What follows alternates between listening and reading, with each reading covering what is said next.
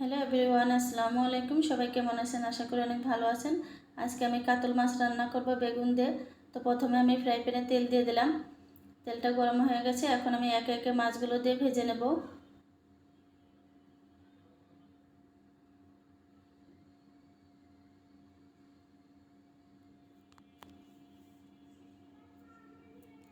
আমার মাছগুলো এক পিঠ ভাজা হয়ে গেছে। এখন আমি উল্টে দেব।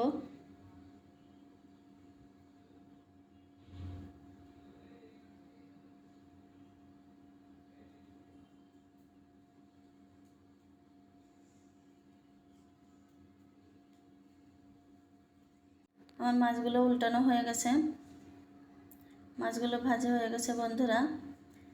এখন আমি তরকারিটা বসিয়ে দেব। কড়াইতে পরিমাণ মতো তেল দিয়ে দিলাম। আদা, রসুন আর পেঁয়াজ একসঙ্গে ব্লেন্ডার করে নিয়েছি, সেটা দিয়ে দিলাম।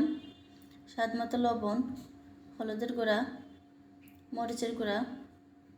এখন আমি মশলাটা সুন্দর মতো একটু ভেজে নেব।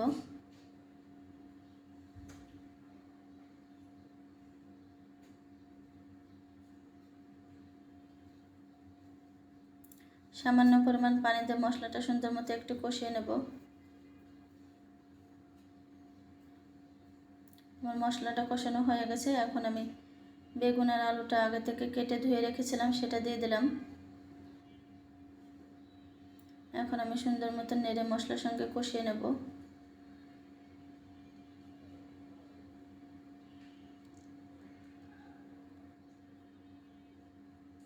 এখন আমি ঢাকনা দিয়ে কিছুক্ষণ রান্না করে নেব।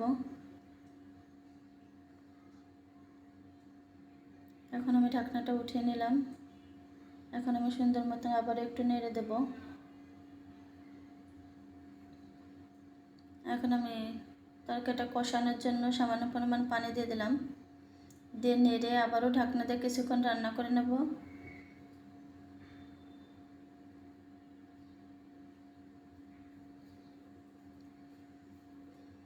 আমার তরকারিটা কষানো হয়ে গেছে। এখন আমি পরিমাণ মতো ঝোলের পানি দিয়ে দেব।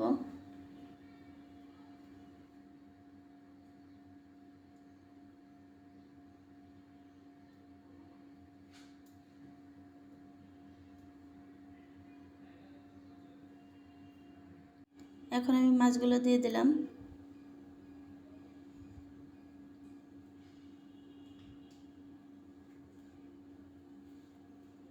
এখন আমি ঢাকনা দিয়ে আবারও কিছুক্ষণ রান্না করে নেব।